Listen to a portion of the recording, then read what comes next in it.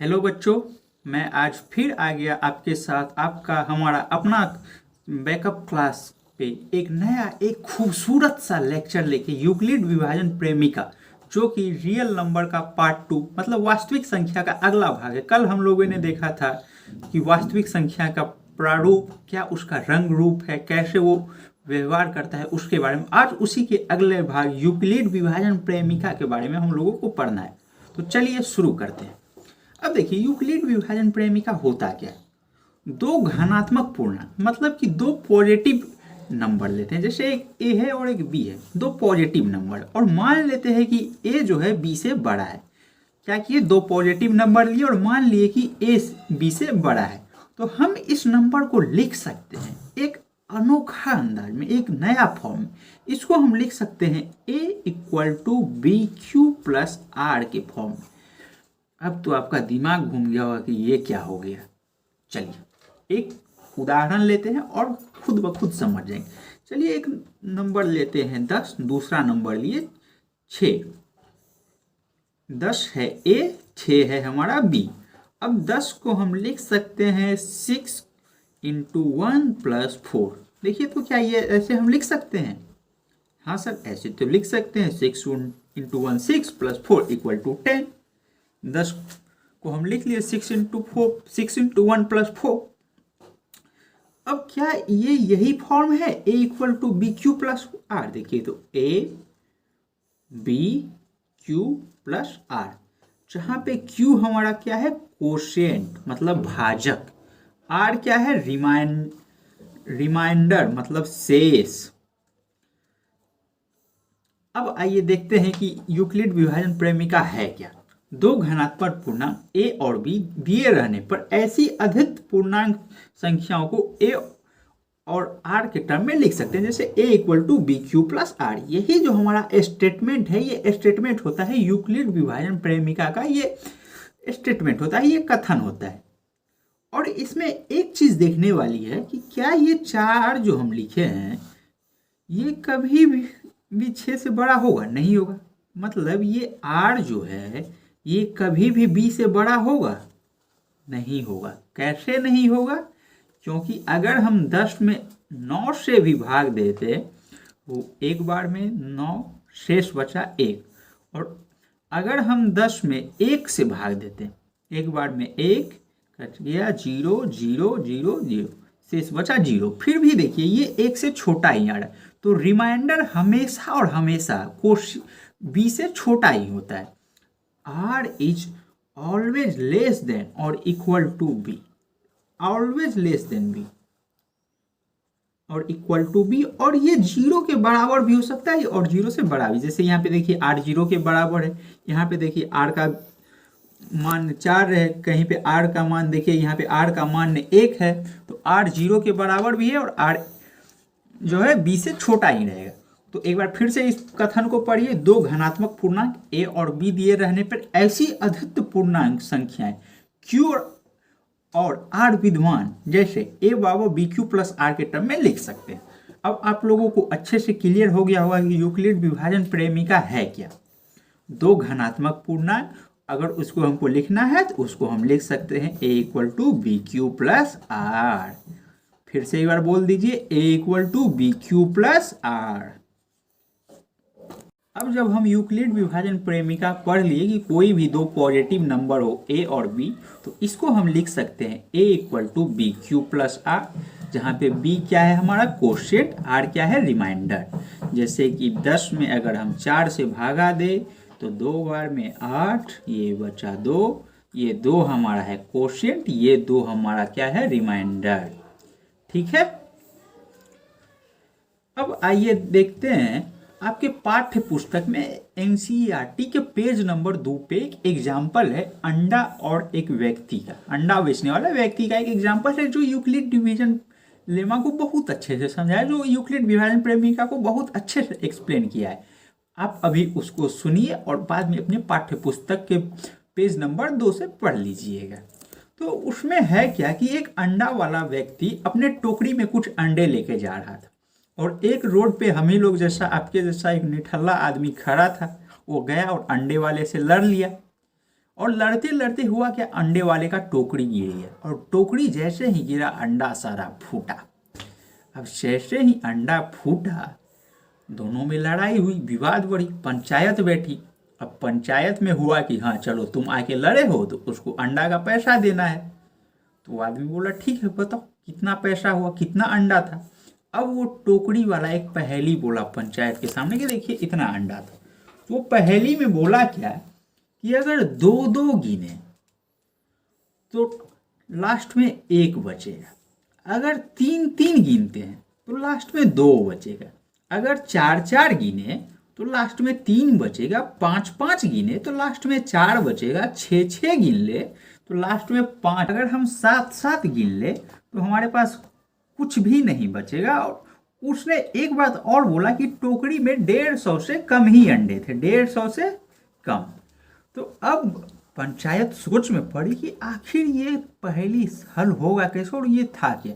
तो इस पहेली का हल ये यूक्लिड डिवीजन लेमा, यूक्लिड विभाजन प्रेमिका हमको दे सकता है। और आइए देखते हैं कैसे। जैसे दो दो गिनने पे एक बचेगा, तो आइए लिखते हैं 2q। अब आइए देखते हैं कि यूक्लिड विभाजन प्रेमिका कैसे उसका सॉल्यूशन देता है।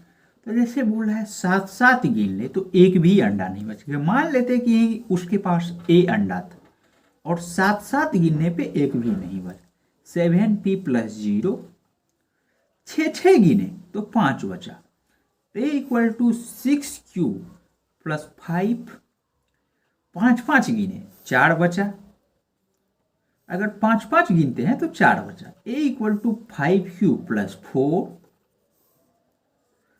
आइए इधर लिख लेते हैं, जगह की अभाव है तो।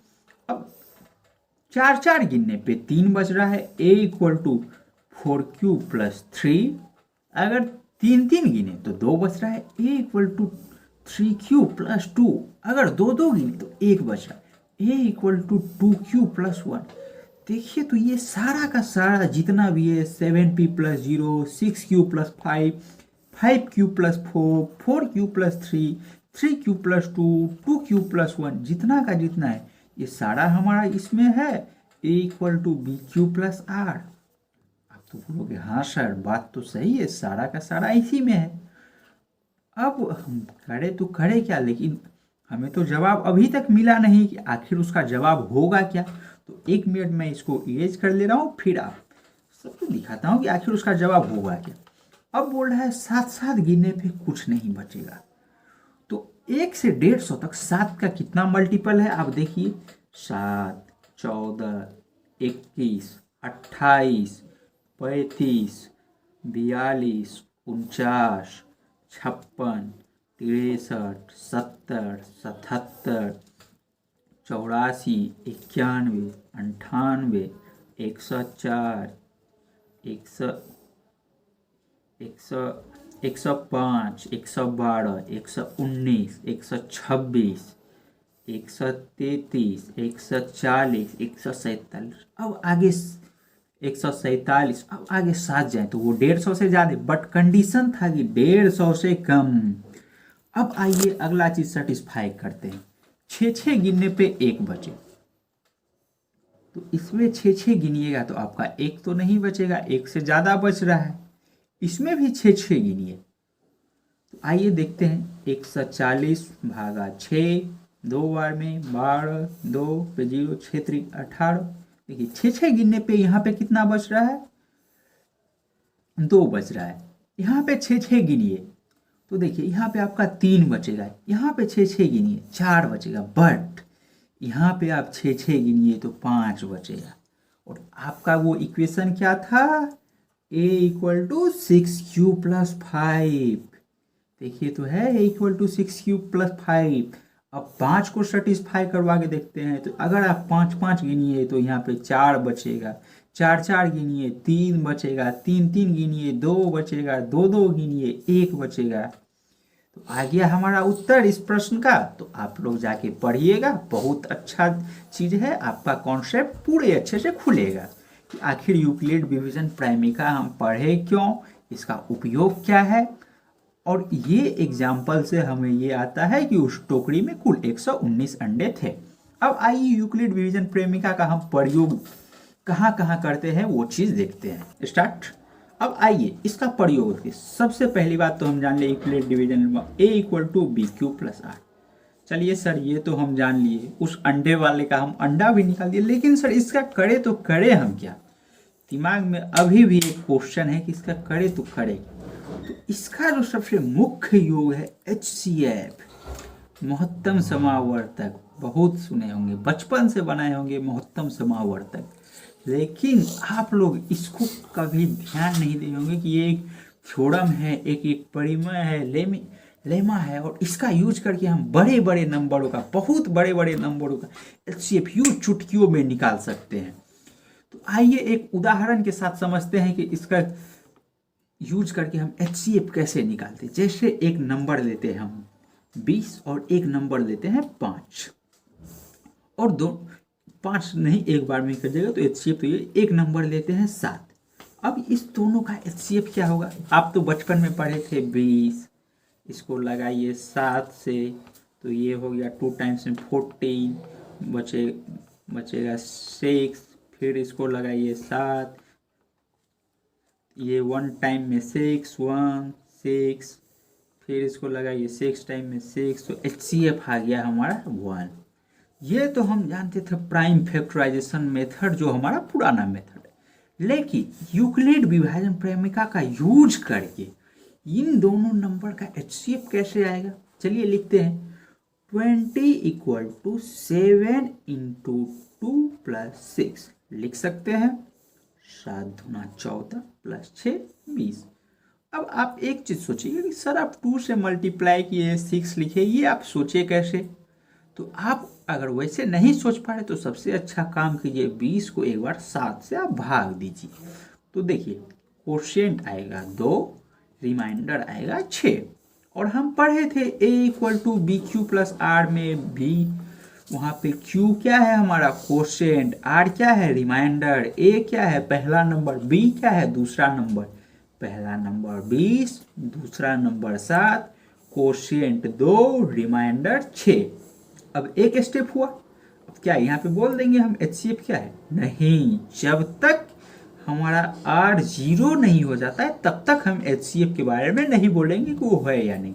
अब अगला स्टेप क्या करते हैं, ध्यान से देखिए। जैसे ये 7 है, इस 7 को लीजिए आप एक की तरह, A की तरह, इस 6 को लीजिए आप B की तरह। अब यहाँ पे कोशेंट और रिमाइंडर लेंगे तो 6 इंटू 1 6 प्लस 1 7। देखिए तो अब यहाँ पे हमारा कोशेंट क्या है 1, रिमाइंडर क्या है 1। अब फिर देखिए इस 6 को लीजिए A की तरह, और एक ये जो रिमाइंडर है इसको लीजिए B की तरह, तो 1 इंटू 6। अब रिमाइंडर हमारा कितना बचा 0। तो HCF जो हमारा आया महत्तम समावर्तक, वो क्या आया HCF 1। समझ आई बच्चों। HCF निकालने के लिए ये बहुत ही इफेक्टिव मेथड है बड़े बड़े नंबरों का। जैसे देखिए उदाहरण में अभी हम लिए हैं, इससे आप लोगों को समझाएंगे। इतना बड़ा नंबर है, आप जोड़ घटा गुना भाग करते रह जाते, आपका दिमाग खराब हो जाता, लेकिन नहीं आता। पर इसकी मदद से आप चुटकी में इसको निकाल दीजिए और देखिए उसको कैसे निकालते हैं। अब आइए, जैसा कि आप लोग देखिए यूक्लिड डिवीजन प्रेमिका A equal to B Q plus R, हमारा फंडामेंटल यही है। Q quotient, R remainder, A पहला नंबर, B दूसरा नंबर, फंडामेंटल यही। और इसका यूज करके देखिए कितना बड़ा नंबर है। ऐसे आप सोचने बैठो, सोचते रह जाओगे कि आखिर होगा क्या, पूरा इतना लंबा जाएगा और आप कर भी नहीं पाओगे, और एग्जाम लिमिटेड समय का चीज़ है। आइए अब देखते हैं इसको करते हैं कैसे। 12,576 और 40,52। अब आपको देख के लग रहा होगा कि अप्रॉक्स 3 टाइम्स होगा, 4 टाइम्स होगा, तो हम साइड में चेक कर लेंगे। जैसे मुझे चेक किया हुआ तो मैं 3 टाइम्स मल्टीप्लिकेशन कर रहा हूँ और रिमाइंडर 420 आएगा। आप करके देख लेना, यही आएगा। अब हम क्या बोले थे, इसको फिर बनाना है A, इसको बनाना है B। तो 40,52 बन गया हमारा A, B बना 420। अब कोशेंट और रिमाइंडर, ये अप्रॉक्स आपका 9 टाइम्स है, प्लस रिमाइंडर 273, आप इस सब का क्या कीजिएगा, एक एक बार भाग करके चेक कीजिएगा, आपका दिमाग खुलेगा, दिमाग आपका तेज होगा। मेरा किया हुआ है, आप लोग करके देखिएगा, आप लोगों को मज़ा आ जाएगा। अब देखिए, फिर इसको बनाएंगे ए, इसको बनाएंगे बी, 420 को ए, 272 को बी, फिर कोशेंट हमारा एक, रिमाइंडर 140 वो ए, 148 272 420। अब फिर इसको बनाएंगे ए, इसको बनाएंगे B, 272 equal to 148 into 1 plus 124। अब देखिए, फिर इसको ए, इसको B, 148 equal to 124 into 1 plus 24। अब फिर इसको ए, फिर इसको B, 124 equal to 24 into 5 plus 4। अब फिर इसको ए, इसको B, 24 equal to 4 into 6 plus 0।